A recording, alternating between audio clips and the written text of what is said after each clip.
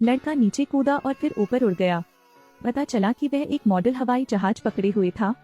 जब उन्होंने शहर के ऊपर से उड़ान भरी तो यह लड़की देखते ही दंग रह गई। लेकिन यह विमान कैसे उड़ सकता है? यह पता चला कि यह एक उपहार था जो पिता चार्ली के लिए छोड़ गए थे। वह इसे रोज स्कूल लाता था, लेकिन उसके सहपाठी उसे चुराते रहे, जिससे वह बहुत दुखी हुआ। लेकिन यह विमान जमीन के करीब उड़ गया और उसकी तरफ लौट आया। चार्ली हैरान था, इसलिए उसने उससे बात करने की कोशिश की। उसका जवाब देने के लिए विमान पहले से ही लाल चमक रहा था। चार्ली को लगा जैसे उसका भी कोई जीवन है। वह विमान को छत पर ले गया। उड़ो, आओ मिलकर उड़ें। माँ ने सोचा कि उसने आत्महत्या कर ली है और जल्दी से उसे नीचे खींच लिया। अपने बेटे के चिल्लाने के बावजूद उसने विमान को दूर रख दिया। लेकिन जैसे ही मैं पलटा, मैंने इसकी उम्मीद नहीं की थी। विमान घर के अंदर दुर्घटनाग्रस्त हो गया। माँ ने उसे गिराने के लिए झाड़ू उठा ली। यह न केवल हमलों को चकमा देता है बल्कि हमला भी करता है। एक मुश्किल क्षण में सौभाग्य से चार्ली ने अपनी माँ को कसकर गले लगा लिया, जिससे विमान रुक गया। माँ ने जेवियर, अपने पति के पूर्व सहयोगी को बुलाया। जब चार्ली गहरी नींद में सो रहा था, वह विमान को दूर ले गया, लेकिन उसे कोई नियंत्रण उपकरण नहीं मिला। वह इसे काटने के लिए चाकू का इस्तेमाल करना चाहता था, लेकिन ऐसा नहीं कर सका। आप इसे केवल लैब में वापस ला सकते हैं। लेकिन नतीजा और भी विचित्र निकला।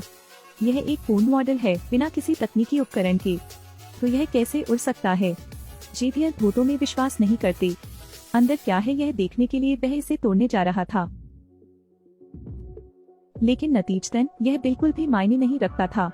उन्होंने इस सामग्री को पहले कभी नहीं देखा था, इसलिए इसका और अध्ययन किया जाना था। लेकिन अब माँ ने फोन किया और कहा कि चार्ली को इसके बारे में पता था, तो खिड़की तोड़कर भाग निकले। वह और मर्सिडीज, उसका सबसे अच्छा दोस्त, प्रायोगिक आधार पर बाइक से गया। लेकिन इस ठिकाने पर अब भी पहरेदार पहरेदारी करते हैं, इसलिए आप यहाँ अंदर नहीं आ सकते। इस बिंदु पर मर्सिडीज एक रास्ता लेकर आई। लड़की गार्ड को चकमा देने के लिए खो जाने का नाटक करती है। चार्ली सीधे लैब में भाग गया। वह चाहता था कि विमान चला जाए, लेकिन मिस्टर जेवियर को पता चल गया। इस समय कैबिनेट अचानक हिंसक रूप से हिल गया। मौका पाकर चार्ली भाग गया। जेवियर अलार्म चालू करता है, सभी गार्डों को बुलाता है। पीछा करने पर वह छत पर ही छिप सका। फिर चार्ली ने विमान को गले लगाया और कूद गया, लेकिन कोई खतरा नहीं था। वह विमान चार्ली को आकाश में पूरे मैदान में ले गया। रात के आसमान की ठंडक को महसूस करो और दुनिया की समृद्धि को देखो। यह एक पिता की तरह अपने बेटे को एक अनुभव पर ले जा रहा है। इसके बाद यह एक जंगल में उतरा। चार्ली ने अपने पिता को खोजने की उम्मीद में विमान को गले लगा लिया। विमान ने यह सुना और लाल बत्ती से जगमगा उठा। चार्ली को जंगल में काफी समय हो गया है। अचानक कोई मेरे सामने आ खड़ा हुआ।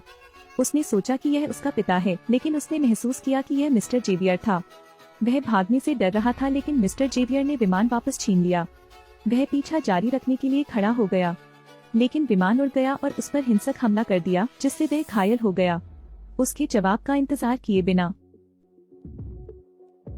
चार्ली विमान को एक ऊंचे टावर पर ले गया। वह फिर से उड़ना चाहता था, लेकिन छत पर पहुंचते ही वह अचानक जमीन पर बेहोश हो गया।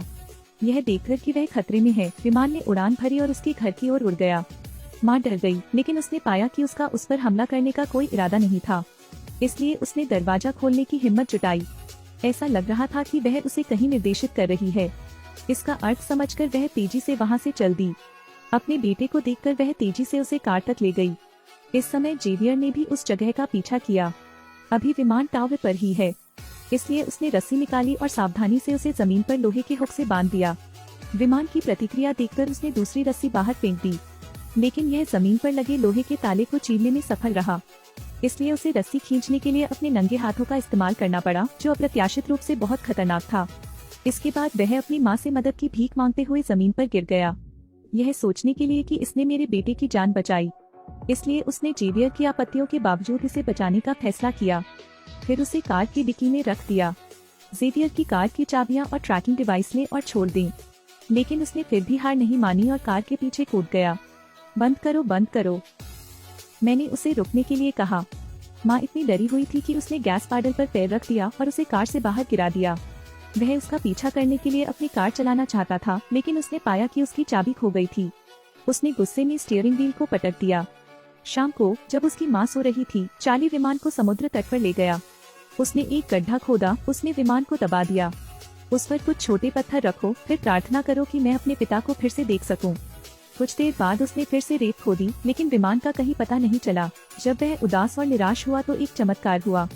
मृतक पिता उसकी ओर धीरे धीरे चल रहा था।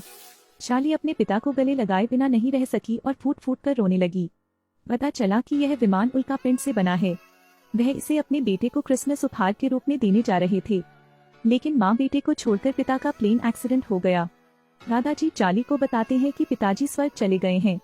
तो जब आपको पता चला कि विमान में जीवन है, उसने सोचा कि उसे अपने पिता को खोजने के लिए बस स्वर्ग जाने की जरूरत है। लेकिन इस समय उसके पिता ने उसे अपनी माँ के पास लौटने के लिए कहा। वह हमेशा के लिए स्वर्ग में माँ और बेटी की देखभाल करेगा। उसकी याद दिलाने पर उसने छोटी नाव को धक्का देकर बड़े समुद्र की ओर कर दिया। पापा, मुझे यह विमान देने के लिए धन्यवाद पिताजी, मैं बहुत खुश हूँ। अपने पुत्र को देखकर वे अंतिम बार हल्के से मुस्कुराए और फिर सुदूर समुद्र में जाने के लिए नाव पर बैठ गए। फिर वह एक तारे के प्रकाश में बदल गया जो उसके बेटे के सामने आकाश में उड़ गया। तब से हर बार मैं आकाश की ओर देखता हूँ। शाली दोनों जानते थे कि उसके पिता उसे देख रहे थे, इसलिए वह अब और नहीं रोएगा बल्कि अपने पिता को देखने के लिए खुशी से जिएगा। हालांकि यहाँ फिल्म खत्म हो गई है, लेकिन पिता का प्यार हमेशा बना रहेगा।